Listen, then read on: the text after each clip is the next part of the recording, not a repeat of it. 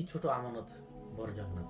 আমরা হয়তো সবাই ভাবি যে জান্নাত পেতে হলে বড় বড় ইবাদত দরকার, কিন্তু এই ঘটনাটি শুনলে আপনার চিন্তা বদলে যাবে।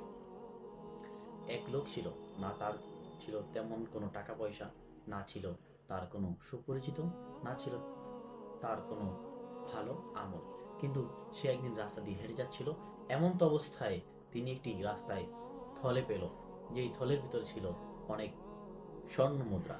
তিনি চাইলেই তা সে রেখে দিতে পারত, কিন্তু কেউ তাকে দেখছিল না। কিন্তু সে ভাবলো, কেউ না দেখলেও আল্লাহ তো দেখছেন।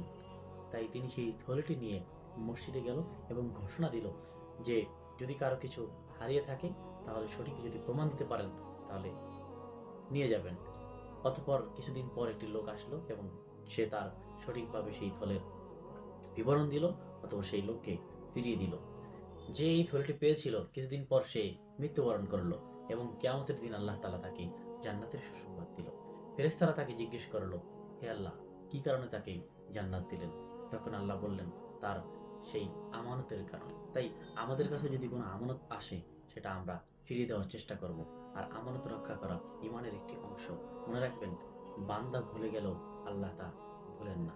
কাজেই আমরা আমাদের আমানতদারির ক্ষেত্রে সবসময় সতর্ক থাকবো। ভালো থাকুন, সুস্থ থাকুন। আল্লাহ হাফেজ।